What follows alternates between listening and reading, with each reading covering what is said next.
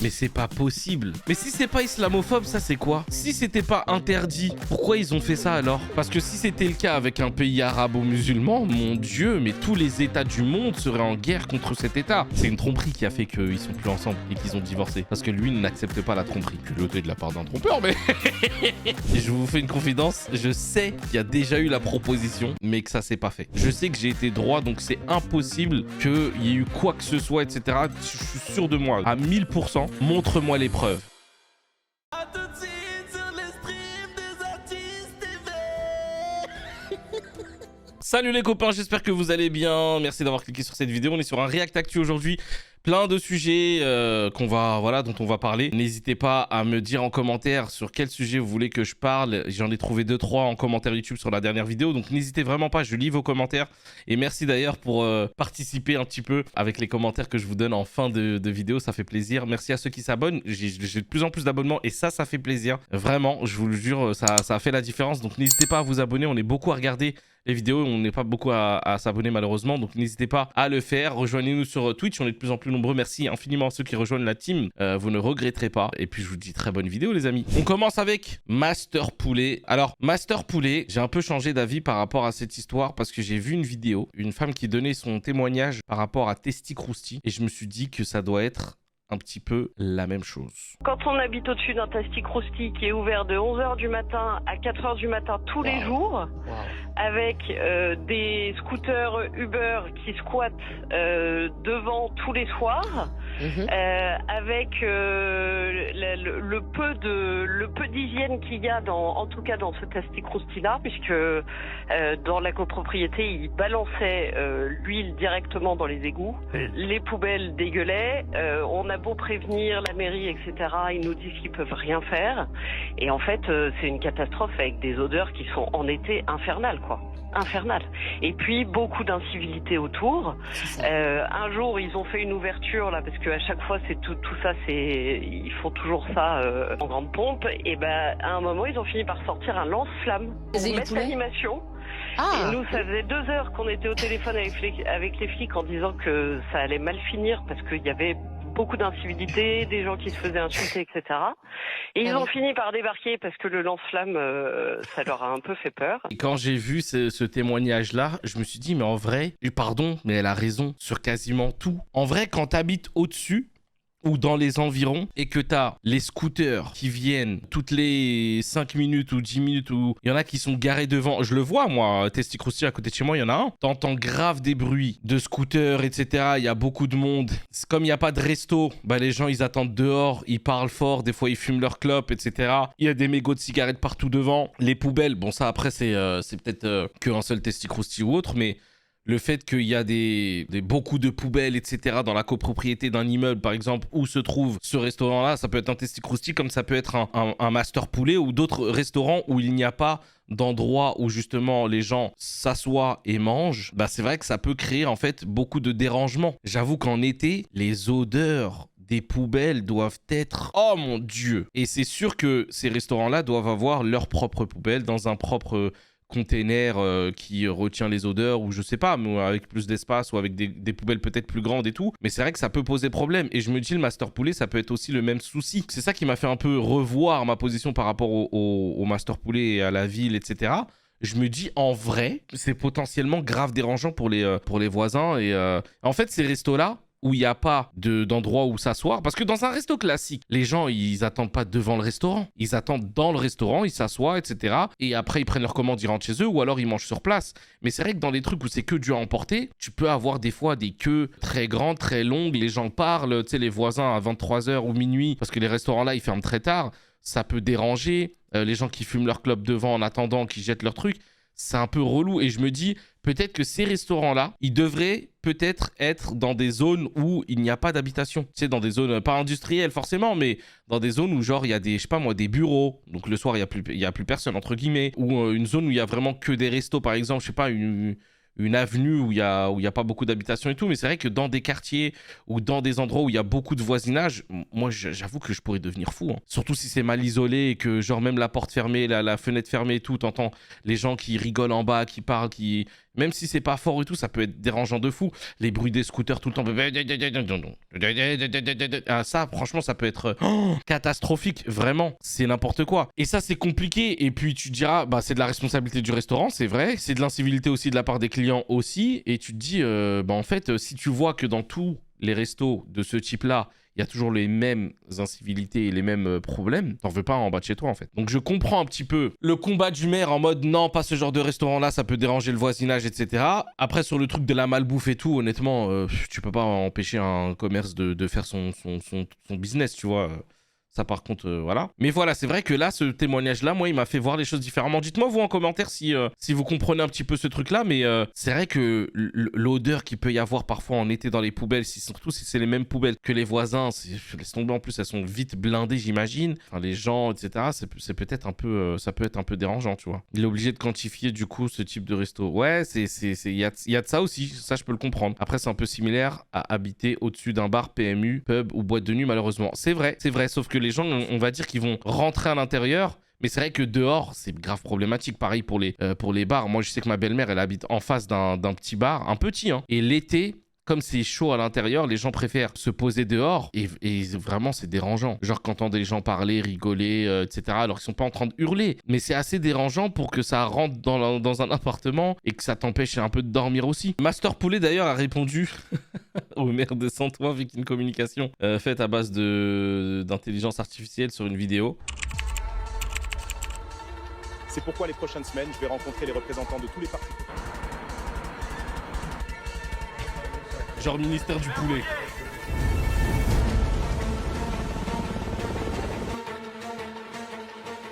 Les pots de fleurs, c'est terminé.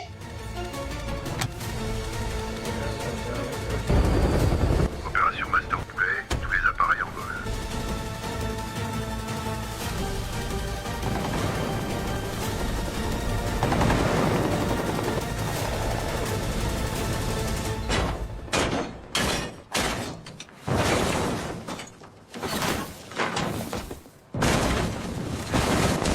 En vrai, c'est bien fait. Ils ont pris le métro avec, hein.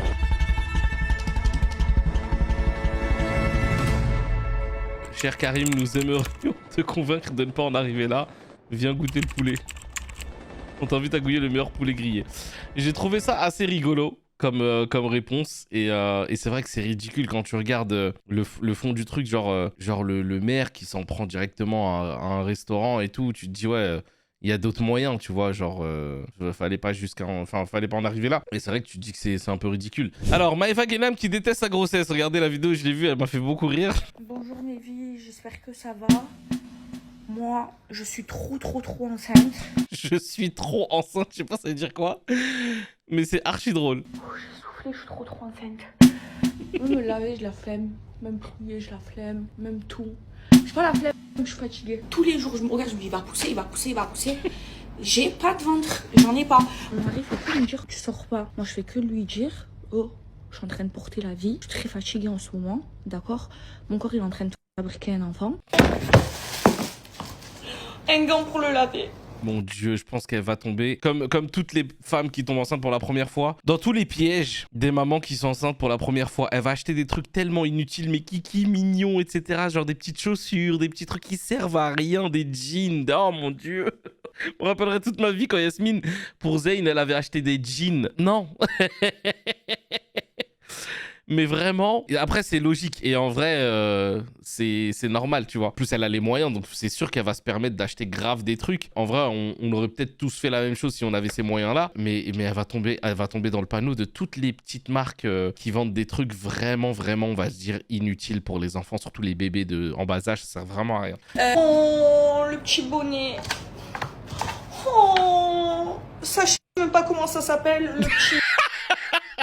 Non, en vrai, voir Maëva enceinte et ça va être marrant. Je pense que ça va être très drôle. Et en vrai, moi, je la trouve très mignonne là-dedans. Je pense que ça va être marrant à regarder. Et puis, c'est bien au moins que une fille qui est très très suivie par beaucoup de jeunes puisse découvrir entre guillemets ce qu'est une femme enceinte à travers son témoignage à elle, tu vois. Donc je pense que ça va être plutôt bien. Mais après, il faudra faire attention vraiment à ce qu'elle dit parce que si elle donne des mauvais conseils ou des trucs qui font un peu flipper comme conseils ou autre, ça va se retourner contre elle malheureusement. Donc espérons que voilà, ça aille bien. Avec Maëva, on n'est jamais au bout de nos surprises, mais bon. Les amis, il y a un Israélien qui depuis quelques jours a été arrêté par la police parce qu'il a porté une kippa où il y avait le drapeau de la Palestine et Israël.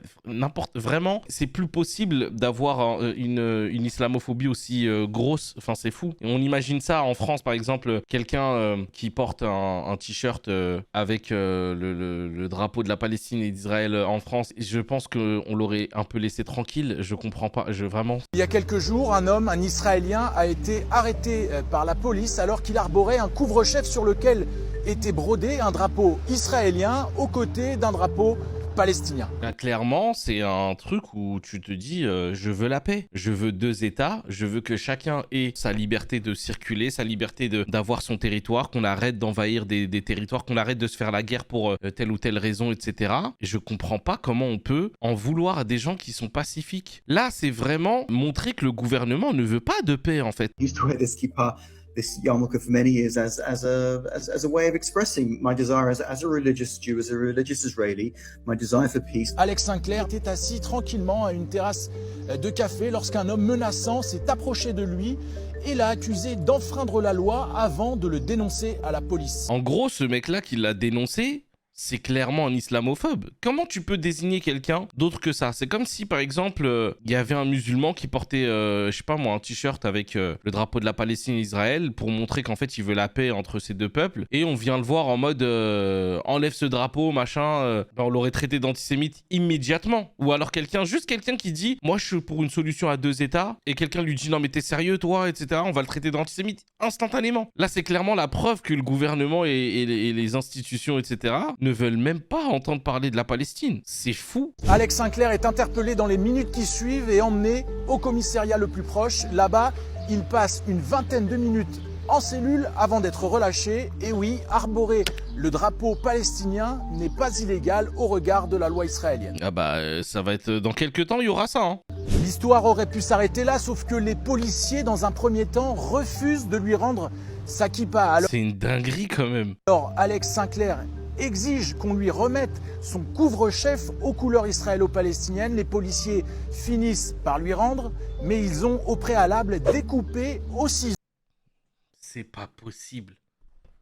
Mais c'est pas possible. Mais si c'est pas islamophobe, ça c'est quoi? Si c'était pas interdit, pourquoi ils ont fait ça alors? Mais c'est quand même fou. Le drapeau palestinien. Israel is unfortunately going through a period of where there is extremism. Et c'est vraiment le cas. Il traverse une période d'extrémisme et depuis longtemps. Le peuple commence à s'en indigner, commence à sortir un peu dans la rue pour montrer leur indignation et dire que non mais c'est bon en fait. On a notre État, laissez les Palestiniens vivre en fait. On veut pas les tuer. Genre ils sont pas d'accord avec ça. Il y en a beaucoup en fait qui sont contre ça. Ça commence à devenir un petit peu plus normal de dire ce discours-là, mais il y a quelques années ou il y a quelques mois encore et même pour certains encore aujourd'hui, c'est impossible pour eux de dire ouais Netanyahou, j'avoue, c'est chaud, alors que c'est clairement chaud. C'est une note d'espoir, on va dire. Mais le gouvernement, là, c'est catastrophique ce qui se passe pour cette région. Et pour la Palestine, vraiment, on sait pas quand est-ce que cette période extrémiste va s'arrêter. Parce que si c'était le cas avec un pays arabo-musulman, mon Dieu, mais tous les États du monde seraient en guerre contre cet État. C'est fou le 2 poids 2 mesures qu'il y a. Sarah Frézou qui est maman. Quand j'ai vu ça, je dis quoi? Alors. Le plus grand rêve de Sarah Frézou, devenir maman. Malheureusement pour elle, elle n'a pas trouvé le partenaire idéal pour pouvoir fonder sa famille. Et en plus de ça, elle a des problèmes pour procréer. En attendant, elle a trouvé une solution pour combler ce manque. Alors dites-moi, les amoureux des chiens là, ou ceux qui ont fait ce truc-là, ceux qui n'ont pas d'enfants et qui ont un animal de compagnie parce qu'ils n'arrivent pas à avoir d'enfants ou parce que, peu importe, mais c'est un truc qui est lié au fait de ne pas avoir d'enfants. Est-ce que vraiment c'est utile ou est-ce que c'est une catastrophe? Parce que moi j'ai les deux exemples. Moi je connais quelqu'un qui n'a pas d'enfant et qui a pris un chat, mais elle me dit que en vrai c'est pas forcément une bonne chose parce que tu t'imagines trop que l'animal est un enfant et ça reste un animal, tu vois. Et même s'il t'apporte de l'affection, il t'apporte, voilà, tu t'occupes d'un être vivant, c'est pas la même chose qu'à un enfant, tu vois. Et il y a certains, je sais pas si c'est des psychologues ou autres qui avaient dit que ça dépendait de la personne si c'est une bonne idée ou pas. En vrai, c'est pas automatique. C'est pas un truc qui, entre guillemets, est forcément une bonne idée. Dites-moi en commentaire, vous, sur YouTube aussi, si ça vous est arrivé d'avoir ce genre de cas ou si vous connaissez des gens dans ce cas-là et comment ça se passe pour eux. Est-ce que c'était une bonne idée ou pas? J'aimerais vraiment avoir vos avis sur ça parce que moi, j'ai eu les deux exemples. J'ai eu quelqu'un qui m'a dit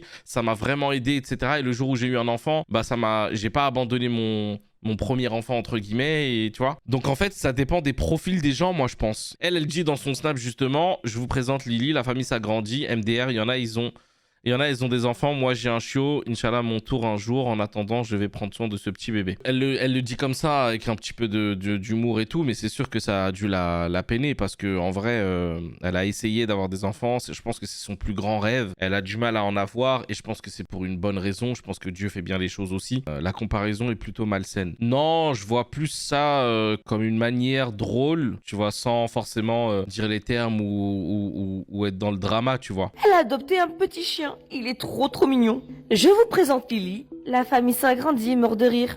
Il y en a, elles ont des enfants. Moi j'ai un chiot, Inch'Allah. Mon tour un jour. En attendant, je prends soin de ce petit bébé. Je pense qu'en voyant Maëva Yenam annoncer sa grossesse, ça a dû lui mettre un coup au moral. Parce que quasiment toutes ses copines de télé-réalité sont devenues mamans. Je pense que ça joue aussi, ça. Quand tu vois ton entourage avec des enfants et tout, les gens avec qui t'as grandi en télé, entre guillemets, ou sur les réseaux, tout le monde a des enfants, tout ça, oui, forcément, ça doit faire quelque chose, tu vois. Sam Zira, il a décidé d'attaquer Emma Paris. Alors, ça fait un moment qu'ils sont en petit clash tous les deux, judiciairement parlant. Il a gagné 2 procès contre elle, etc. C'est Riddy Cop Cop qui nous parle de ça, regardez. Sam Zira s'est levé ce matin et s'est dit « Allez, on va attaquer Emma Paris aujourd'hui, c'est ma propre cible. » Évidemment, c'est une façon de parler, mais tout ça pour dire qu'il a lâché des dingueries et voulu attaquer Emma Paris dès ce matin au réveil. J'ai vu ça, je me suis dit on va en parler. Petit rappel, il y avait un désaccord judiciaire entre les deux. Il me semble qu'il y avait des procès que Sam Zira aurait remporté et par conséquent, Emma Paris lui devrait de l'argent. Il poste en story « Emma rend l'argent, t'attaques, tu perds, tu payes » avec son livre qui s'appelle La Source, donc le livre de Emma Paris. Et à gauche, il écrit « Tu m'as attaqué 2 fois, j'ai gagné 2 fois, rends-moi ma source. » Ensuite, il la mentionne, mais pas vraiment parce que je pense qu'elle l'a bloqué et écrit « Tu parles de respect de la justice en promo pour ton livre, mais tu ne respectes pas la décision du... » Je pense que c'est parce qu'elle était en promo sur Click. Elle a fait une interview avec Mourad de Click. Je pense que c'est de cette interview-là qu'on a découlé après son histoire de justice pour le livre, etc. Justice qui t'astreint à me réparer. Est-ce que je dois vraiment lancer une procédure avec un huissier de justice comme pour Berda pour récupérer mon dû? On rappelle que Sam avait été saisir des chaussures et des sacs chez Magali Berda. Continue en disant d'ailleurs à ce propos, il n'y a pas que Emma qui refuse de me rendre mon argent. Est-ce que Emma Paris va répondre et devenir la source de Sam Zira? On verra bien. Mais je pense qu'à mon avis là, Sam il va pas lâcher l'affaire sur plein de personnes qui, à mon avis, ont un peu trop pris Sam pour un gentil, qui n'allait pas forcément au bout de ses trucs. Alors, on sait que Sam est procédurien, mais là, à mon avis, ça cache un petit peu une sorte de... Pas de menace, mais en mode je vais t'envoyer les huissiers si tu me payes pas. C'est un peu une sorte de dernière chance. Je sais pas ce que vous en pensez, mais c'est un petit peu un truc de... Tu veux que je te fasse comme Magali Berda? Que je t'envoie les huissiers pour que tu me payes? Et à mon avis, dans les prochains jours, on va avoir un petit peu des nouvelles. Alors, est-ce que Emma va répondre? Je pense que non. C'est pas dans son intérêt, à mon avis. Mais si jamais elle décide d'accélérer les procédures de remboursement et tout, je pense que ça pourrait le faire. Et si justement Sam voit qu'il n'y a pas de réponse de la part d'Emma, à mon avis, ça va partir en huissier. Là, carrément, c'est un message général. Il veut en faire un exemple, à mon avis, pour toutes les personnes qui lui doivent de l'argent judiciairement parlant. C'est-à-dire que s'il y a d'autres personnes contre qui il a porté plainte, qu'il a gagné et qui doit récupérer des sous, c'est un petit peu, à mon avis, une sorte de message général de oh, vous avez intérêt à me payer vite, parce que là, je vais pas rigoler avec vous. C'est une sorte de message préventif pour tout le monde. Et en vrai, il a raison. S'il y a des gens qui lui doivent de l'argent au niveau justice et tout, les avocats, parfois, ils suggèrent peut-être à leurs clients de t'inquiète pas, en vrai, il va jamais te réclamer cet argent-là, et puis il a aucun moyen de les avoir, alors que si, il a vraiment moyen de les avoir définitivement. Eh ben, ces procéduriers-là, ils commencent à se faire de plus en plus nombreux, hein. Parce qu'en vrai, il y a de plus en plus de personnes qui commencent à faire ce genre de procédure, et en vrai, c'est une bonne chose. Bah justement, en parlant de ça, en gros, ce qui s'est passé, parce que là, il n'y a pas le début, il y a une fille sur Twitter, qui a écrit un post où elle a dit, voilà, elle a écrit ça. Donc je vous laisse lire, mais Noah Lunsi, c'est un pointeur. Ce qui s'est passé derrière, c'est que Noah, justement, il a voulu faire un exemple, parce qu'il y a trop de gens qui, des fois, envoyaient des fausses rumeurs et tout sur lui, etc. Et il a fait un screenshot et il l'a envoyé à son avocate. Comme Twitter, malheureusement, quand t'es connu, ça va très très vite. J'ai réussi à avoir le nom et le prénom de la fille. Et je lui ai répondu sans insulte, sans rien. Je lui ai juste dit « Merci bien ». J'ai capturé et j'ai ton nom et ton prénom. J'envoie à mon avocate. Prépare ton meilleur outfit parce qu'on va se voir au procès. La réponse. La réponse du gars. La réponse du gars en mode prépare ton meilleur outfit. Ce à quoi elle a supprimé ses tweets, tout ça, nanana. Et là, je lui ai répondu, ça sert à rien de supprimer tes tweets parce que j'ai déjà capturé. Tu vois, j'ai déjà capturé. En fait, quand vous faites des choses, soit tu viens avec des preuves et des vidéos, et même si t'as des preuves et des vidéos, c'est pas sur Twitter, c'est pas le tribunal. Tu vois, mais toi tu viens comme ça, t'affirmes des choses comme ça, alors que la personne, elle a un enfant, elle a une famille, elle a tout ça. Ok, pas de problème. Il y a des rumeurs à ce propos sur lui depuis un moment. Ouais, mais si t'as pas de preuves, si t'as rien et que t'es là, tu lâches juste ça, ton avis, etc., tu sais, il y a des conséquences derrière. Donc en vrai, tu te dois de porter plainte parce que sinon tout le monde va lâcher ces rumeurs-là. Elle m'envoie un message sur Insta. C'est moi la fille de Twitter, je suis désolé, j'aurais jamais dû dire ces propos, je sais que j'aurais jamais dû dire des choses comme ça sans affirmer, même si c'est vrai, c'est pas à moi de le dire, même si c'est vrai. Non. Ah, mais en fait, t'as vu les excuses déjà lunaires. Je suis dans un sale état et tout. Je viens à peine de commencer ma vie. Je suis jeune fille. Maintenant t'es une jeune fille. Mais en vrai, je comprends aussi le truc de donner un exemple des fois, parfois, enfin sur ces histoires-là, parce que c'est vrai que sur Internet, nous créateurs de contenu, on peut vraiment tout dire sur nous. On peut vraiment tout dire sur nous et des fois sans impunité. C'est-à-dire que les gens, ils vont balancer des trucs sur toi. Si jamais tu ne réagis pas, limite, les gens, ils vont dire, bon, bah, c'est vrai. Si tu réagis, la manière dont tu réagis, ça peut être vu comme des aveux de faiblesse ou ce que tu veux et tout. Ça peut être un peu compliqué aussi. Donc, c'est chaud. Et des fois, il faut limite faire un exemple en disant, bah, vas-y, continue à baver sur moi. Regardez ce qui s'est passé avec l'autre. Marwa, Vincent, Rim, ça repart un petit peu. Marwa a fait une interview avec Yesta il y a quelques jours où elle parlait un petit peu de sa relation avec Vincent. Elle a déclaré de relations toxiques sur la fin. Elle a déclaré que voilà, c'était pas une bonne relation pour elle, que voilà, elle a eu des mauvais souvenirs de ça, qu'elle est contente de s'en être sortie, que voilà, c'était un peu pas ouf. Et du coup, elle balance des petits pics à chaque fois en story. Enfin, pas à chaque fois, mais c'est arrivé une ou deux fois. Et là, c'est encore arrivé aujourd'hui. Ça m'a bien fait rire, regarder. J'enlève même le filtre parce que je veux même pas qu'on me dise ouais, elle a un filtre. En gros, elle a repris confiance en elle, elle se trouve belle, elle dit que c'est fou à quel point un homme peut vous enlever votre beauté ou vous la remettre, entre guillemets. Donc les filles, je suis la preuve vivante qu'un homme peut vraiment vous retirer toute votre beauté. En gros, quand elle avait des problèmes de peau, etc., qu'elle se sentait pas bien et tout, c'était à cause de son ancienne relation qui est du coup Vincent. Et là, ça, c'est vraiment le truc rebeu de ceux qui sont pas contents, hein. Moi, ça m'a fait rire, tu vois. Là-dessus, le message était en mode ceux qui sont pas contents ou qui disent que, je sais pas, je lance des pics, etc. Voilà. Et en vrai, je sais pas ce qui se passe après entre eux dans le privé ou autre, mais voilà. Elle s'est exprimée, elle a lâché un petit pic. Vincent aussi, il avait répondu en mode ah, c'est redondant, machin, on fait que de parler de ça et tout. Et aujourd'hui, il a fait justement une interview avec Yesta qui est sortie tout à l'heure. Et dedans, il parle de plusieurs choses. Alors, Yesta, vu qu'elle a eu Marwa quelques heures avant ou la journée d'avant peut-être, etc., elle est revenue sur ça. Tu vois, elle est revenue sur ça en mode Marwa, en parlant de toi, a dit que... Et ça se voit que ça saoulait Vincent en mode oh, on va pas parler que de Marwa, c'est bon, genre ma vie elle est pas centrée que sur ça, etc., etc. Ça se voit qu'il était un petit peu agacé dans le respect, hein. Il était pas non plus méchant ou agressif et tout, mais il était en mode voilà, et il jouait le jeu. Moi je l'ai trouvé bien cette interview dans le sens où bah Vincent, il s'est pas laissé marcher sur les pieds par le côté intrusif de Yesta. Quand elle insiste des fois sur des trucs, il dit non, tu sais, il lâche pas l'affaire, tu vois. Et il finit ses phrases.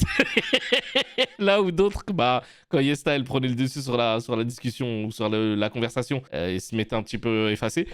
Là, lui, il finissait ses phrases et tout. Mais j'ai vraiment aimé cet échange-là. Il a avoué que c'était une relation toxique avec Marwa, que... c'était mieux pour elle et pour lui qu'ils ne soient plus ensemble aujourd'hui, qu'ils ont été toxiques peut-être l'un pour l'autre, etc. Il a assumé avoir fauté et avoir donné des raisons qu'on doute de lui dans la relation, mais il a aussi, entre guillemets, rétabli peut-être sa vérité en disant que Marwa aussi n'était pas toute blanche, sans vraiment donner d'exemple. Mais en gros, ce qu'il a dit, c'est que bah, elle aussi, elle me parlait... Elle me lâchait des déclats, on se parlait avec des mots doux. quelques jours avant et quelques jours après, elle flirtouillait avec un gars. Mais bon, après, je pense que c'est plus des points de vue parce que, à mon avis, ils étaient plus ensemble. C'est juste qu'ils se parlaient encore un peu et que comme la rupture était récente, bah peut-être que, bah il l'a dit d'ailleurs, il l'a assumé en mode. Oui, je le prends dans mon ego. Genre, c'est mon ego qui a été touché, qui a été piqué. Et c'est pour ça que c'est parti en cacahuète. Après, ça veut pas dire que c'est bien. Hein. Mais il a assumé le fait que, oui, clairement, lui, il l'a fait peut-être plusieurs fois.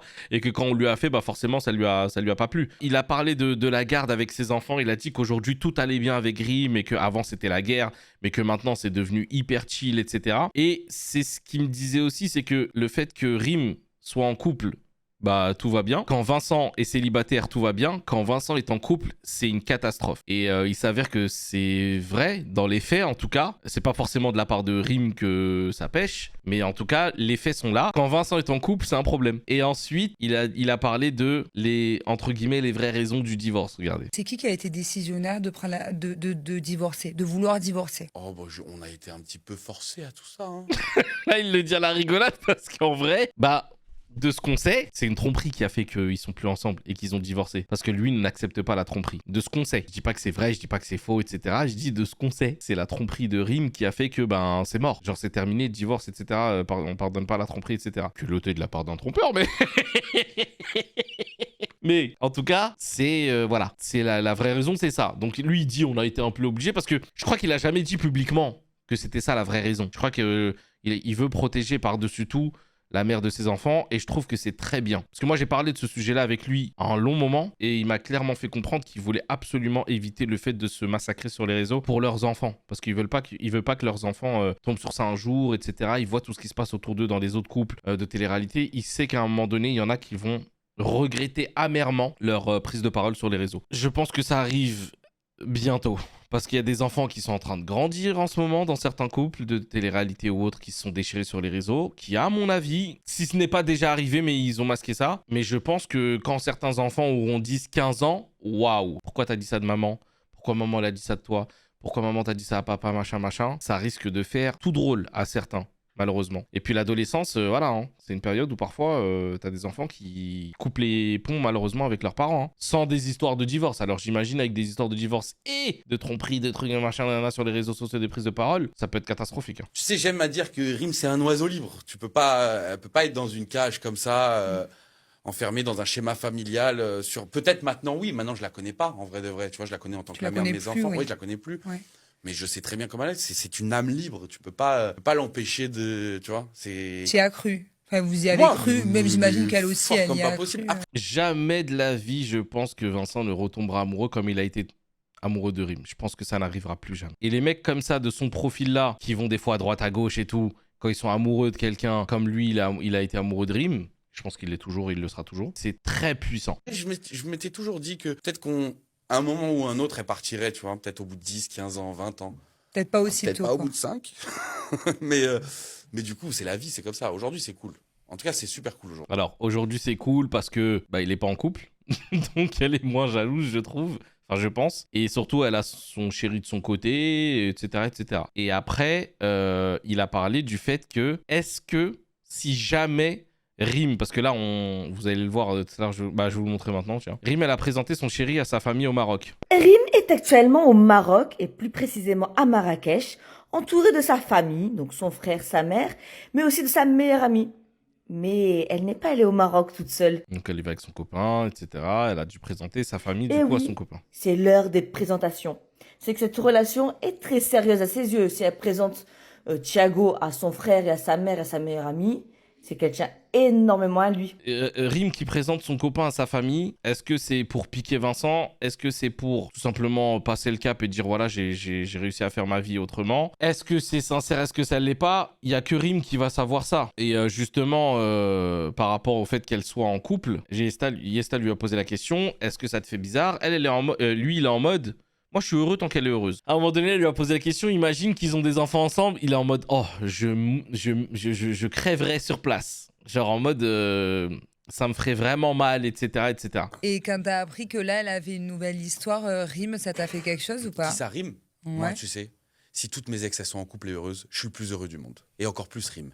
plus Rim elle est heureuse, plus je suis heureux. Parce que moins j'ai de problèmes. Voilà, c'est exactement ça que je voulais vous montrer. Parce que c'est criant de vérité. En gros, le problème qu'il y avait entre eux, en général, et ça, je l'avais entendu, Vincent est en couple, problème. Quand Vincent est célibataire, pas de problème. Quand elle est en couple, pas de problème. Mais quand Vincent est en couple, guerre. Et c'est triste, mais c'est un fait aujourd'hui. Et c'est là où est ma santé mentale, vraiment, ma paix. Parce que tu insinues que quand elle n'est pas en couple, elle est J'en sais chiante. foutre rien, et en tout cas, je sais que... Tu vois, il veut pas dire parce que... que quand j'étais en couple, elle était super chiante. Ça, Ouais. c'est la vérité. Tu penses que ça l'a piqué, elle, que tu... Je sais pas. Que tu, non, Tu lui mais poseras la Vincent, question si dis-moi elle la vient te vé- voir. non, mais dis-moi la vérité. Mais dis-lui de... Tu vois, là, elle insiste et lui, il reste droit. C'est ça que j'ai aimé en fait. C'est que elle insiste en mode allez, dis. Et lui, il est en mode non, mais. Et dans sa tête, lui, c'est très bien ce qu'elle veut lui faire dire, mais il le dira pas parce qu'il respecte le fait que c'est la mère de ses enfants. C'est pas dramatique de dire que tu penses que peut-être que ça lui a fait... Oui, mais par respect pour sa relation aujourd'hui. Ça aussi, j'aime bien. Aujourd'hui, j'ai pas envie de dire quoi que ce soit. Est-ce que si demain elle te dit je suis enceinte, Ah, ça, je me suis posé la question il y a pas longtemps Et avec Raph, on en a parlé au téléphone. Et ça, je pense que ça peut me piquer un peu. Pas qu'un peu. Parce que vous allez voir. tu préférais qu'elle te l'annonce plutôt que tes filles te disent maman elle a un bébé dans le ventre? Bah, je préfère que ce soit elle qui me l'annonce. Ouais. Bah oui, comme des adultes. J'allais dire un truc de ouf. Ça. En vrai, et moi, c'est ça que j'aime bien chez Vincent, c'est que, bon, au moins, il est sincère et honnête, tu vois, genre, on le penserait tous, tu vois, à sa place. Genre, il veut pas qu'il y ait d'autres enfants. Et c'est humain de penser ça, même si c'est égoïste et tout, mais c'est, tu vois, ça m'a fait rire, moi, cette réaction-là, ça m'a fait rire. Et on a Raph qui était au téléphone à un moment donné avec Yesta. Alors moi, je te fais une confidence, je pense que d'ici 3-4 ans, il y a un comeback. Mais il sait que non, il fantasme sur ça depuis des mois et des mois. Non, c'est vrai, tu penses? Oui, vraiment, je pense qu'ils vont se remettre ensemble tôt ou tard. Moi, je le pense aussi. Vous voyez, quand on parle de Emin, Maïsan et tout, ils ont l'air faits l'un pour l'autre, machin. Là, c'est pire. Il y a des enfants en plus entre eux. Ça a l'air tellement fusionnel entre eux que je pense que Sirim, elle est en mode, bon, vas-y, j'ai vraiment envie de revenir. Et que lui, il est en mode, bon, vas-y, on a fait notre life, on a profité chacun de notre côté pendant un bon moment. Il y a un moment donné où je pense qu'ils vont se remettre ensemble. Moi, je pense que ça va finir comme ça. Et je vous fais une confidence, je sais qu'il y a déjà eu la proposition, mais que ça s'est pas fait. Je trouve pas ça cool du tout parce qu'on parle de quelqu'un qui est en relation. Je te dis ça, c'est pas pour le show. C'est vraiment ce que je pense à l'intérieur de moi. Moi, j'ai eu le temps de discuter avec les deux. J'ai été à Bali avec eux, les deux. J'ai eu le temps d'avoir des discussions. Vincent, il en peut plus de sa vie, il est en mode... Oh, putain, il est en train de raconter tout le truc, là. Oh là là. Très profondes. Ok. Que ce soit avec Vincent ou avec Rim. Malgré qu'elle soit en couple, et je respecte son couple à Rim. Ouais, bien sûr.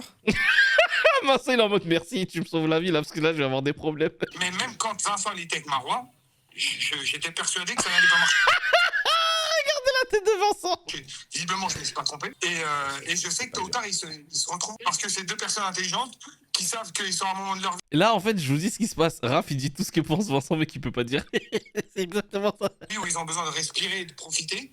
Mais il y a un moment donné où la raison va les rattraper et ça va leur passer au-dessus. Là, clairement, en fait, ce que fait Raph, pas cool parce que ça va le mettre dans des problèmes. Et surtout, je pense que Rim risquerait de mal le prendre. Et surtout, le copain de Rim, Skin qui a rien demandé, qui risquerait de mal prendre aussi ces déclarations-là. Mais ça va, Vincent, il est en mode non, mais arrête, là, la personne, elle est en couple et tout. Faut pas dire des trucs comme ça et tout. Parce que franchement, c'est pas cool tout ça. Mais je pense que Raph sait ce qu'il dit. C'est la personne, je pense, qui connaît le mieux Vincent sur les réseaux. Et il parle beaucoup aussi avec Rim. En tout cas, à l'époque, je me souviens que il parlait énormément et tout. Et je pense qu'il sait ce qu'il dit. Et je pense que c'est peut-être le mieux placé pour pouvoir donner son avis sur ce couple-là. Je pense. Hein. Et moi, perso, je sais pas ce que vous en pensez. Dites-moi en commentaire si vous y croyez ou pas aussi. Je pense que Rim et Vincent finiront ensemble à un moment donné de leur vie. Je sais pas quand, mais je pense qu'à un moment donné, quand les deux auront bien profité de leur célibat, entre guillemets, d'avoir voilà, des relations à droite à gauche, j'en sais rien, peut-être, ou peut-être le temps que Vincent cicatrise de sa trahison ou sa blessure ou autre et tout, peut-être qu'à mon avis, à ce moment-là, ils se mettront ensemble définitivement ou je sais pas. Mais en tout cas, je pense que c'est un chemin qui est inévitable pour les deux de se remettre ensemble. Voilà, c'est mon avis, je me tromperai peut-être, mais voilà. Les amis, merci d'avoir regardé cette vidéo, j'espère qu'elle vous a plu. N'hésitez pas à mettre en commentaire un truc par rapport au sport cette fois-ci. J'ai vu vos anciens commentaires sur la bouffe, il y en a, ils ont dit j'aime bien la raclette et trucs comme ça. Ça m'a fait rire, merci infiniment. Abonnez-vous à la chaîne si ce n'est pas déjà fait. Vraiment, vos abonnements comptent, je vous le jure que je le vois. Là, les abonnements commencent à prendre, ça fait plaisir. Les likes aussi et vos boosts sont très importants. Vous avez tendance à...